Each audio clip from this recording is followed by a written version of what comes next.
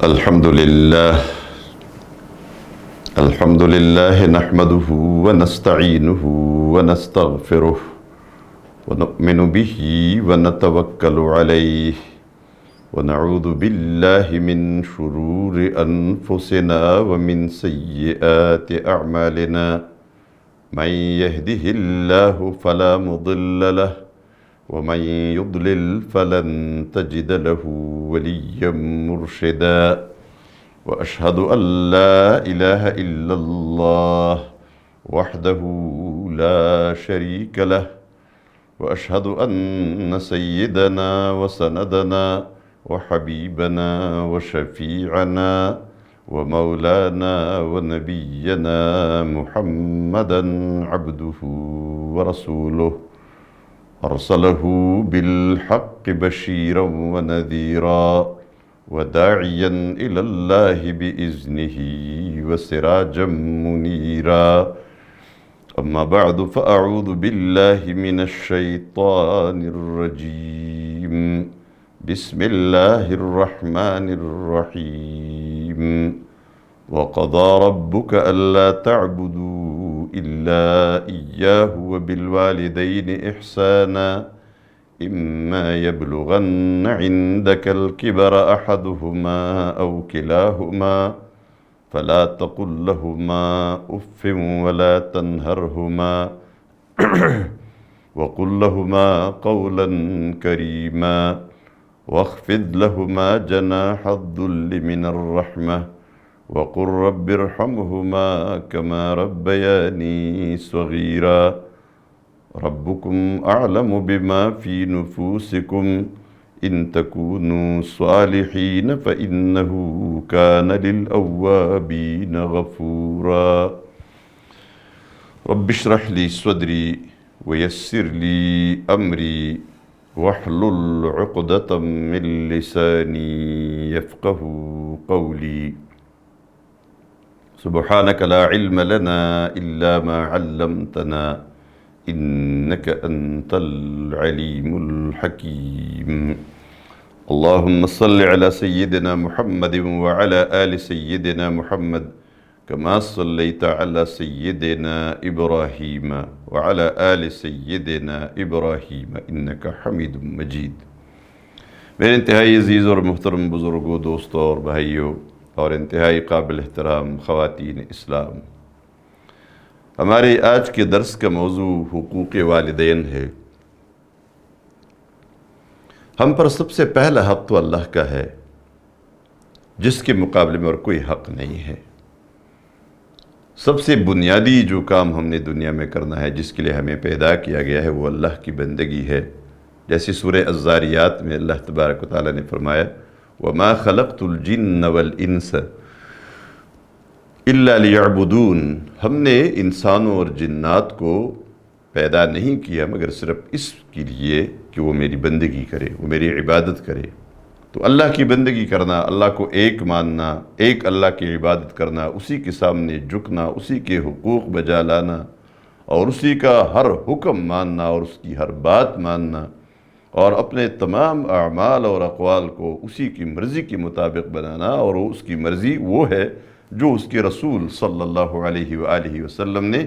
ہمیں بتایا ہے۔ یہ اللہ کی مرضی ہے، یہ کام اس طریقے پہ ہو۔ تو جو سنت ہے رسول اللہ صلی اللہ علیہ وسلم کا، وہ سب اللہ کی مرضی ہے، اسی کی اطاعت ہے۔ تو اللہ کے ساتھ کسی کو شریک نہ ٹھہرایا جائے، تو کسی کے اور کے سامنے سجدہ بھی نہ کیا جائے، اور کسی اور کا قانون اور اس کا حکم بھی تسلیم نہ کیا جائے، یہ اللہ کا حق ہے۔ یہاں جو آغاز ہوا ہے یہ سورہ بنی اسرائیل کی آیات ہے، جو آیت نمبر 23 سے شروع ہو کے آگے جب آپ دیکھتے ہیں آیت نمبر 39 تک ہے۔ مفسرین نے ان آیات کو نبی کریم صلی اللہ علیہ وسلم کے منشور کا نام دیا ہے، اس منشور کا جو مدینہ منورہ کی ریاست کے لیے مدینہ سے ہجرت سے پہلے یہ دیا گیا تھا۔ سورہ بنی اسرائیل ہے جو مکی صورت ہے، لیکن مکی دور کے بالکل آخری زمانہ میں یہ صورت نازل ہوئی تھی۔ گویا بھی ہجرت ہو رہی ہے، ہجرت کے بعد جو ریاست بنے گی اس ریاست کا منشور یہ ہوگا۔ اس منشور میں سب سے پہلی جو بات ہے وَقَضَى رَبُّكَ أَلَّا تَعْبُدُوا إِلَّا إِيَّاهُ، تیرے رب نے یہ فیصلہ کیا ہے، یہ فرمان جاری کیا ہے کہ اس کے علاوہ کسی اور کی بندگی نہیں ہوگی، اس لیے کہ یہ اسی کی دنیا ہے، یہ سلطنت اللہ کی ہے، یہ پورا کنگڈم اللہ کا ہے، یہ کائنات پورے کا پورا اللہ کا ہے۔ جب یہ اسی کا ہے، اسی نے بنایا ہے، اسی نے اس کو پیدا کیا ہے، اس پوری مخلوق کو اس نے پیدا کیا ہے، تو اب ظاہر بات ہے اس پوری مخلوق نے اسی کی اطاعت کرنی ہے اور اسی کے قانون کو تسلیم کرنا ہے۔ یہ سب کچھ ہے اسی کا۔ تو جس کا اپنا گھر ہے، جس کی اپنی فیکٹری ہے، اس میں اسی کا قانون چلے گا، اس میں شک نہیں ہے۔ جس کا ملک ہے اور وہ کہتا ہے میرا ملک ہے، اس ملک میں پھر اسی کا قانون چلتا ہے۔ ہمارے عرب شیوخ دعویٰ کرتے یہ ملک ہمارا ہے، تو ظاہر بات ہے پھر بادشاہ سلامت کا حکم چلتا ہے، اس میں کسی اور کا حکم نہیں چلتا، کوئی پرندہ پر نہیں مار سکتا۔ لیکن یہ ایک اللہ کی بادشاہت ہے جس میں ہم کہتے ہیں نہیں میرا حکم چلے گا، میری مرضی چلے گی۔ وَمَا تَشَاءُونَ إِلَّا أَن يَشَاءَ اللَّهُ، یہ اس کی بادشاہت ہے، اسی کو کہتے ہیں بادشاہت، کہ اس کی مرضی کی بغیر کوئی کام نہیں ہو سکتا۔ تو یہ وَقَضَى رَبُّكَ، تو حکم دیا، کسی پارلیمنٹ کا حق نہیں ہے کہ وہ فیصلہ کرے، کسی شورا کا حق نہیں ہے کہ وہ فیصلہ کرے، فیصلہ وہ ہوگا جو اللہ کرے گا۔ اور تیرے رب نے یہ فیصلہ کیا ہے کہ اللہ کے سوا کسی اور کی عبادت نہ کرو، کسی اور کی بندگی نہ کرو۔ اور پھر اس کے بعد وَبِالْوَالِدَيْنِ إِحْسَانًا، فرمایا اب جو اللہ کے بعد انسانوں میں سب سے پہلے، تمام مخلوقات میں سب سے پہلے جو ہم پر حق ہے وہ اللہ کا حق ہے۔ وَبِالْوَالِدَيْنِ إِحْسَانًا، اور والدین کے ساتھ اچھا سلوک کرو۔ اب دیکھیے وَبِالْوَالِدَيْنِ إِحْسَانًا، یہ ایسا جملہ ہے کہ اس نے کئی الجھنوں کو ختم کر دیا ہے اور بات کو بالکل واضح کر دیا ہے۔ وَبِالْوَالِدَيْنِ إِحْسَانًا، اور ماں باپ کے ساتھ اچھا سلوک کرو، بس یہ حکم اچھا سلوک کرو، وہ اچھا کرے برا کرے، صرف ایک بات ہے جو قرآن نے بتایا ہے، وَإِن جَاهَدَاكَ عَلَىٰ أَن تُشْرِكَ بِي مَا لَيْسَ لَكَ بِهِ عِلْمٌ فَلَا تُطِعْهُمَا، اگر وہ شرک کا حکم دے جس کا تجھے علم ہی نہیں ہے، تو نہیں جانتا کہ اللہ کا کوئی شریک ہے دنیا میں، اس لیے کہ نہیں ہے، تو یہ بات نہ مانے، لیکن اس کے باوجود بھی فرمائے وَصَاحِبْهُمَا فِي الدُّنْيَا مَعْرُوفًا، دنیا میں ان کے ساتھ اچھا سلوک کرتے جاؤ، پھر بھی دنیا میں اچھے طریقے سے رہو، احسان کرتے رہو، اچھا سلوک کرتے رہو، ہمدردی کرتے رہو، خدمت کرتے رہو، لیکن صرف شرک والی بات مانو نہیں، باقی احسان کرو۔ اس کا مطلب ہے کہ جو مطلق حکم دیا گیا ہے وَبِالْوَالِدَيْنِ إِحْسَانًا، یہ مشروط نہیں ہے۔ کسی باپ نے اگر بچے کے لیے تعلیم کا اچھا بندوبست نہیں کیا، کسی باپ نے اچھے کاروبار کا بندوبست نہیں کیا، کسی باپ نے پرورش نہیں کی، کسی باپ نے یہ نہیں کیا وہ نہیں کیا، یہ کچھ بھی نہیں ہے۔ جب وہ باپ ہے تو وہ حسن سلوک کا مستحق ہے، جب وہ ماں ہے تو وہ حسن سلوک کا مستحق ہے۔ جیسی بھی ہے ماں باپ کے ساتھ اچھا سلوک کرو۔ وہ ماں باپ، ظاہر بات ہے جتنے لوگ یہ سن رہے ہیں، جو لوگ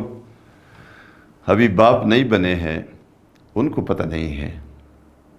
جو عورت ماں نہیں بنی ہے اسے یہ پتہ نہیں ہے ماں کا دل کیسے ہوتا ہے۔ ماؤں کے دل سے اگر آپ پوچھیں، اس وقت جو مائیں سن رہی ہے ان سے اگر آپ پوچھیں کہ بچے کیسے ہوتے ہیں اور بچوں کا درد کیسے ہوتا ہے، بچوں کا درد، بچوں کی جو فکر ہوتی ہے وہ ماں کے پاس ہوتی ہے اور وہ باپ کے پاس ہوتی ہے۔ اس لیے وہ درد اس کا کوئی بدلہ نہیں دے سکتے جو آپ کے لیے ماں باپ کے دل کے اندر ہے۔ آپ رات کو بیمار ہے تو باپ کو کیا حالت ہے اور ماں کو کیا ہوتی ہے؟ ماں باپ دونوں جاگ رہے ہوتے ہیں، خصوصاً ماں ہمیشہ جاگ رہی ہوتی ہے۔ ممکن ہے باپ سو جائے لیکن ماں جاگ رہی ہوتی ہے، ماں کو نیند نہیں آتی، وہ آپ کو سلا کر ہی پھر شاید کچھ آرام کرے، لیکن آپ کو سلا کر بھی جب آپ بیمار ہے تو وہ بیٹی ہوتی ہے اور وہ آپ کی سانسوں کو چیک کر رہی ہوتی ہے، وہ آپ کے خراٹوں کو چیک کر رہی ہوتی ہے، وہ آپ کی سینے کی آواز کو چیک کر رہی ہوتی ہے۔ اور اسی وجہ سے ماں سے ایک اچھا MRI اسکین بچے کا نہیں ہو سکتا۔ اب دیکھیں نا، ہم کہتے ہیں نا وہ سی ٹی اسکین ہو، ایم آر اسکین ہو، جس سے انسان کی پوری جسم کی تمام چیزوں کا پتہ چلتا ہے ڈاکٹر کو، لیکن وہ ڈاکٹر بھی جو یہ سارے اسکین کرتا ہے، لیکن آپ نے دیکھا ہوگا چھوٹے بچے کے علاج کے لیے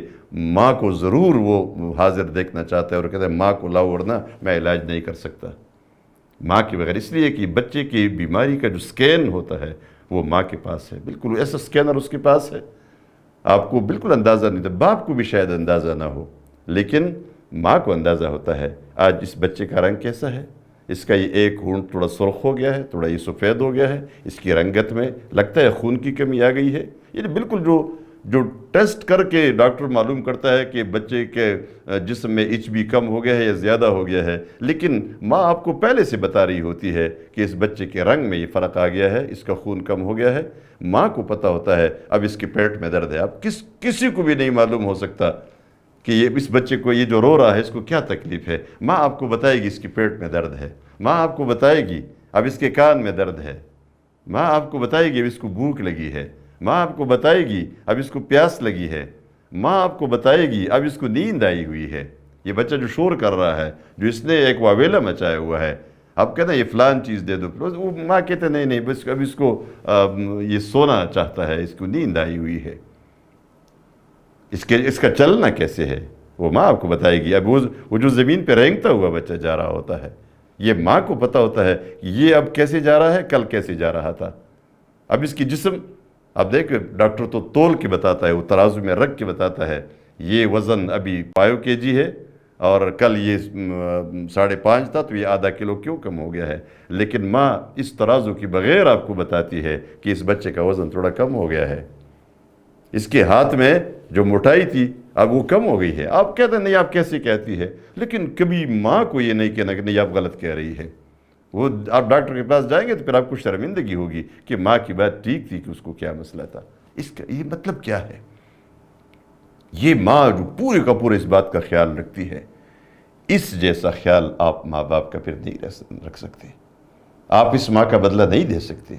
اس لیے فرمایا وَبِالْوَالِدَيْنِ إِحْسَانًا، بس ان کے ساتھ اچھا سلوک کرو، ان کے ساتھ اچھا سلوک کرو، وہ باپ جو پوری دن رات جو کمائی کرتا ہے، مزدوری کرتا ہے، محنت کرتا ہے، پھٹے پرانے کپڑے پہنتا ہے، پھٹی پرانی ٹوپی اس نے پہنی ہوتی ہے، دن کو بھی اور رات کو بھی، کس لیے؟ خود روکی سوکی کھائے گا، لیکن کس لیے؟ تاکہ بچے اچھا کھانا کھائے، بچے اچھا پہنے۔ میں نے دیکھا ہے یہ جو عرب ممالک میں لوگ رہتے ہیں، خلیجی ممالک میں، وہاں لوگ کیسے رہتے ہیں، آپ میں سے جس نے یہ اندازہ کیا ہو، جس نے یہ دیکھا ہو کہ وہاں ایک شخص مزدوری کرتا ہے دن کو، رات کو جب اپنے رہائش گاہ میں آتا ہے، جو کرائے کا اس نے مکان اپنے لیے کوئی کمرہ لیا ہے، اس میں سے 4 لوگوں کا، جس میں 4 چارپائیاں آ سکتی ہے، 4 چارپائیوں میں 12 لوگ رہ رہے ہوتے ہیں، آپ پتہ کیسے رہتے ہیں؟ ایک چارپائی کے اوپر دوسری چارپائی بنائی ہے، پھر اس کے بعد تیسری چارپائی بنائی ہے، تو اب ظاہر بات ہے 4 چارپائی اور یہ 3 منزل ہو گئی، اور بعض اوقات ہوتا ہے کہ 16 لوگ رہتے ہیں، ایک چارپائی کی نیچے زمین پر ایک فوم بچھا کے ایک بیڈ بنا دیتے ہیں، پھر اس کے بعد اوپر 3 اوپر تو 4 بن گئی، اب 4 4 16 لوگ اکٹھے رہتے ہیں، یہ میری آنکھوں کا دیکھا ہوا ہے، میں نے خود متحدہ عرب امارات میں، چونکہ میں نے 9 سال کا عرصہ گزارا ہے، اور یہ سارے مزدور لوگ جس طرح مزدوری کرتے ہیں، جتنی محنت کرتے ہیں، یہ میری آنکھوں کا دیکھا ہوا ہے،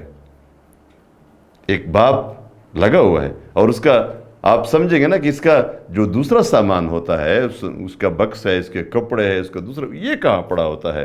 ہر چارپائی کے سامنے اس نے ایک کیل کو ٹونک دیا ہے، یا اس چارپائی کا جو پاؤں ہے اس کے ساتھ اس نے ایک لپاپا لٹکایا ہوا ہے، اس میں کپڑے، اس میں دوسرا سامان، اور کپڑے کسی سامنے جو دیوار خالی ہے اس دیوار کے سامنے سارے کپڑے لٹکائے گئے ہیں، ہینگر کے ساتھ لٹکائے گئے ہیں، اور اس میں زندگی گزارتے ہیں۔ بھئی آپ اچھا گھر کیوں نہیں بناتے،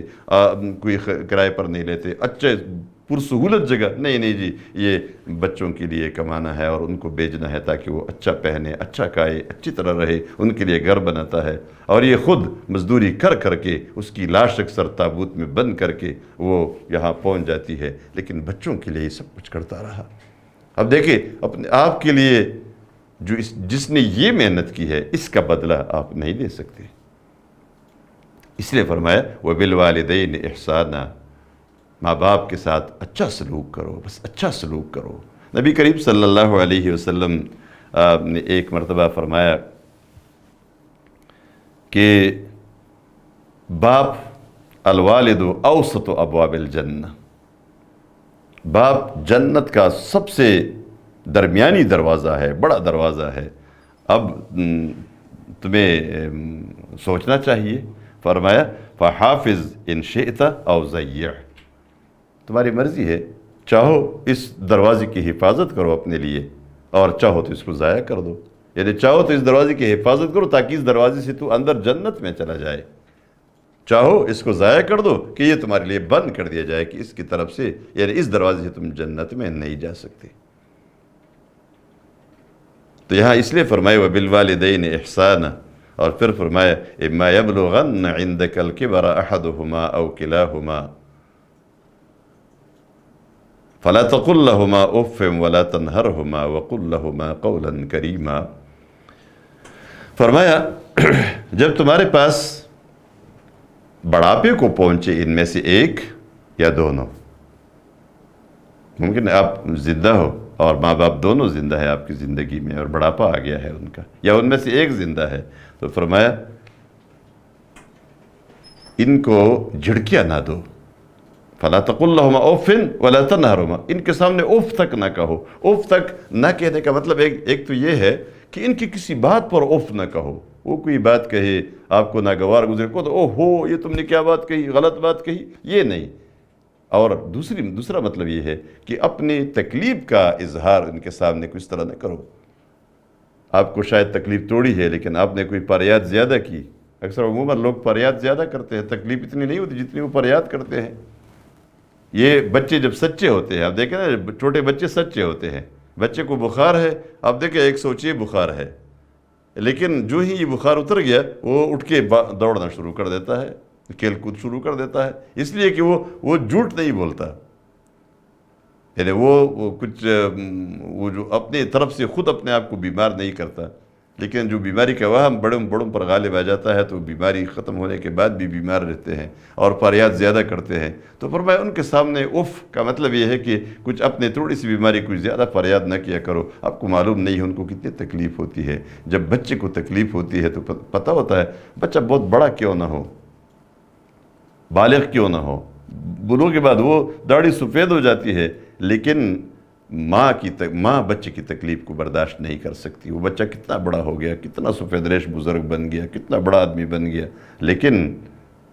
بچہ بچہ ہوتا ہے، ماں کے لیے وہ اسی طرح کا بچہ ہے، ماں اسی طرح آپ کو نام سے پکارے گی۔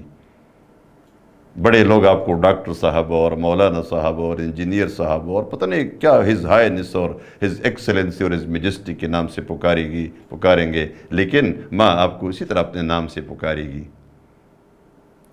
جب ماں مر جاتی ہے تو آپ کا نام ختم ہو جاتا ہے، پھر جب ماں زندہ ہوتی ہے تو آپ کا نام زندہ ہوتا ہے، وہ آپ کو نام سے پکارتی ہے، وہ آپ کو بڑے پیار سے پکارتی ہے۔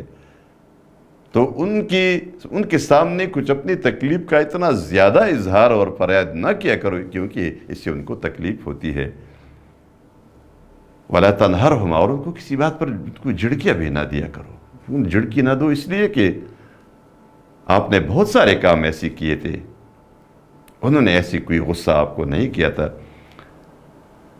حضرت مجاہد ابن جبر رحمہ اللہ جو مشہور تابعی مفسر قرآن ہے، مشہور مفسر ہے، وہ اس آیت کی ذیل میں فرماتے ہیں اذا بلغ عندك من الكبر ما يبولان فلا تتقذرهما ولا تقل لهما اف حين تميت عنهما الخلاء والبول كما كان يميطانه عنك صغيرا۔ وہ بڑی اچھی تفسیر فرمائی ہے اس آیت کی، فرماتے ہیں کہ جب تمہارے پاس بڑھاپے کو پہنچ جائے ماں باپ دونوں، اور پھر وہ ان کی کوئی قضائے حاجت، کوئی بول و براز آپ صاف کرنے لگے ان کے جسم سے، کبھی نفرت نہ کرو، کبھی نفرت نہ کرو، کبھی نفرت نہ کرو، اور کبھی یہ صاف کرتے ہوئے آپ کے پیشانی پہ کوئی بل نہیں آنا چاہیے، کوئی نفرت نہیں آنی چاہیے۔ فلا تتقذرہما، یعنی کوئی ایسی چیز جس سے آپ کے پیشانی پہ بل ہو اور آپ کو بدبو آنے لگے۔ کیوں؟ آپ نے دیکھا، تو یاد کرے ذرا، جب تو چھوٹا تھا یہ ماں کتنے عرصے تک تمہاری گندگی صاف کرتی رہی ہے، اور کتنے پیار و محبت سے صاف کرتی رہی ہے۔ آپ نے دیکھا ہوگا ماں جب بیٹی ہوتی ہے اور بچے کی گندگی صاف کر رہی ہوتی ہے، آپ پاس سے اٹھ کر چلے جاتے ہیں، دوسرے جتنے لوگ ہوتے ہیں وہ اپنی بدبو آ رہی ہے، لیکن آپ اس وقت ماں کی پیشانی کا جائزہ لے لیں، ماں کے چہرے کی رنگت کا جائزہ لے، جب وہ بچے کی جسم سے گندگی صاف کر رہی ہوتی ہے، اس کا پاخانہ صاف کر رہی ہوتی ہے، اپنے ہاتھ سے صاف کر رہی ہوتی ہے، اس کے چہرے کی رنگت کو آپ دیکھیں، اس کے چہرے کی پوری جو پیس ریڈنگ ہوتا ہے، کوئی نفرت آپ دیکھ رہے ہیں؟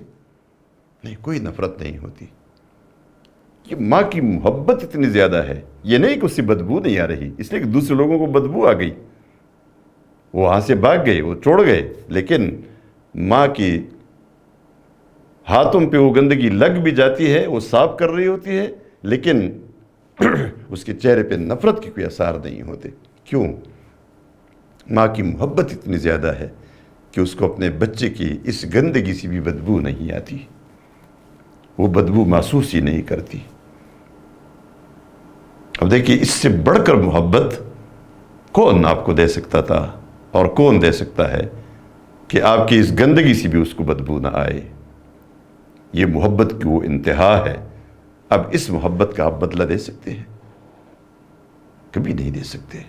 اس لیے فرمایا وَبِالْوَالِدَيْنِ إِحْسَانًا وَبِالْوَالِدَيْنِ إِحْسَانًا، مسلسل احسان کرتے رہو، مسلسل احسان کرتے رہو، اس لیے کہ آپ بدلہ نہیں دے سکتے۔ اسی طرح باپ کے بارے میں نبی کریم صلی اللہ علیہ وسلم نے فرمایا، عبداللہ ابن عمر ابن العاص رضی اللہ تعالیٰ عنہ روایت کرتے ہیں کہ رسول اللہ صلی اللہ علیہ وسلم نے فرمایا، رضا اللہ فی رضا الوالد وسخط اللہ فی سخط الوالد، اللہ کی رضامندی باپ کی رضامندی میں ہے، اور اللہ کی ناراضگی باپ کی ناراضگی میں ہے۔ اگر تم اپنے اللہ کو راضی کرنا چاہتے ہو تو باپ کو راضی رکھو، اور اگر تم نے باپ کو ناراض کر دیا تو پھر اللہ آپ سے ناراض ہو گیا۔ اسی طرح نبی کریم صلی اللہ علیہ وسلم نے یہ بھی فرمایا، جو ماں باپ کے نافرمان بن جاتے ہیں،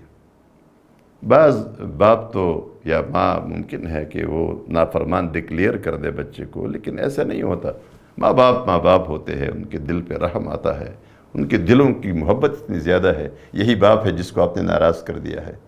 پتہ ہے ناراض کرتے ہیں، باپ کو اکثر ناراض کرتے ہیں بچے، لیکن باپ بہتری کے لیے سوچتا ہے تو باپ غصہ کرتا ہے، اور اس غصے کے نتیجے میں بچے بھی ناراض ہو جاتے ہیں، برا بھلا کہنا شروع کر دیتے ہیں۔ باپ ناراض ہو گیا، پریشان ہو گیا، لیکن کل پتہ چلا آپ کو کوئی تکلیف پہنچی ہے، کوئی درد، کوئی بیماری آ گئی ہے، یہی باپ تمہارے دروازے پہ کھڑا ہوتا ہے، پھر وہ نہیں برداشت کر سکتا۔ بچے کا زخم، بچے کا درد،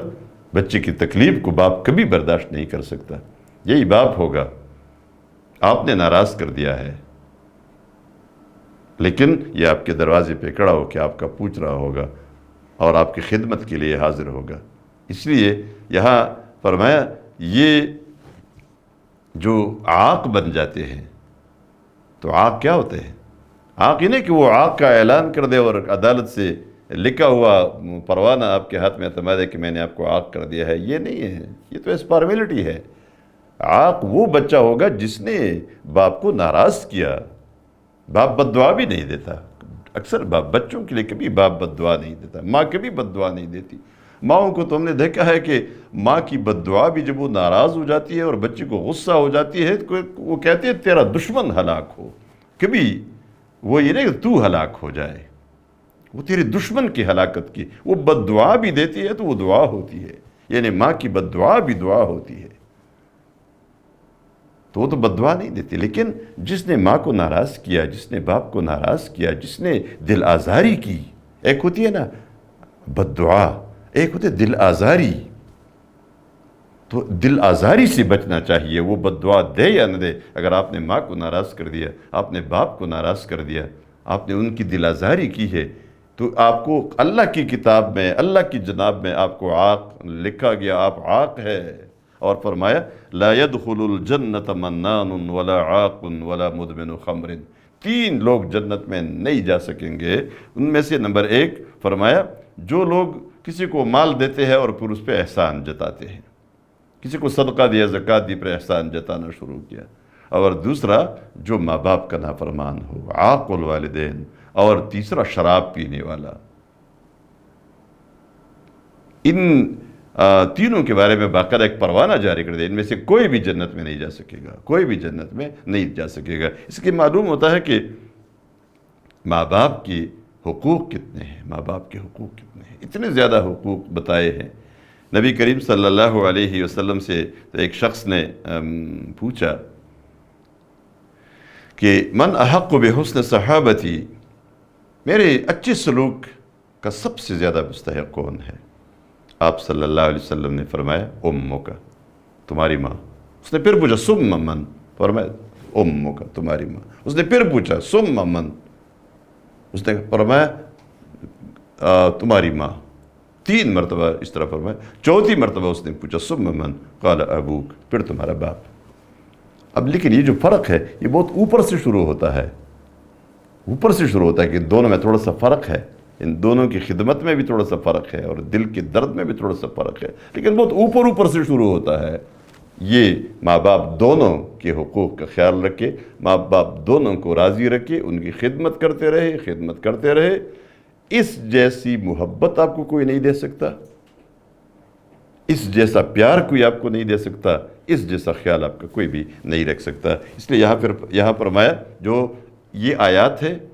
بڑی جامع آیات ہے. وَاخْفِضْ لَهُمَا جَنَاحَ الذُّلِّ مِنَ الرَّحْمَةِ، ان کے سامنے عاجزی کی پر جھکائے رکھو، یعنی جھکے ہوئے رہو، ان کے سامنے خدمتگار بن کر رہو. وَقُلْ رَبِّ ارْحَمْهُمَا كَمَا رَبَّيَانِي صَغِيرًا، اور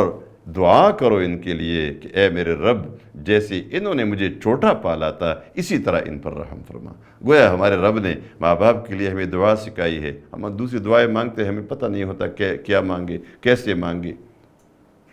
کن الفاظ سے دعا مانگے. لیکن ماں باپ کے لیے اللہ تبارک و تعالیٰ نے الفاظ بھی ہمیں سکھائے ہیں. وَقُلْ رَبِّ ارْحَمْهُمَا كَمَا رَبَّيَانِي صَغِيرًا. آگے پھر ایک آیت میں ایک نکتہ ہے، ربکم اعلم بما فی نفوسکم، تمہارا رب اچھی طرح جانتا ہے تمہارے دلوں میں ماں باپ کے لیے کیا ہے، نافرمانی کا جذبہ ہے یا فرمان برداری کا جذبہ ہے. ان تکونوا صالحین، اگر تم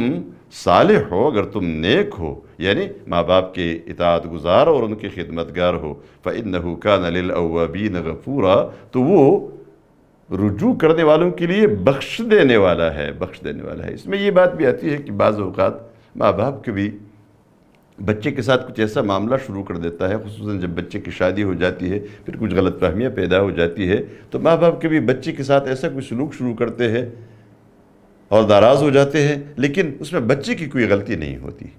بچہ اسی طرح تابعدار اور فرمان بردار ہے. تو فرمایا اللہ تمہارے دلوں کو جانتا ہے. اگر تم حقیقت میں ماں باپ کی اطاعت گزار ہو تو ایسی کوئی بات اگر آتی ہے تو اللہ آپ کی گریب تو اس پہ نہیں کرے گا، اس لیے کہ ظاہر ہوتا ہے ماں باپ کی کبھی غلطی کر رہے ہوتے ہیں، کبھی ان کے دل میں غلط بات بیٹھ گئی ہے تو اس وجہ سے کچھ ان کا غصہ ہے، لیکن آپ کو اس سے کوئی فرق نہیں پڑے گا اگر آپ کا دل صالح ہے اور دل نیک ہے اور دل میں ارادے ماں باپ کے لیے نیک ہے. اقول قولی ھذا واستغفر اللہ لی ولکم ولسائر المؤمنین.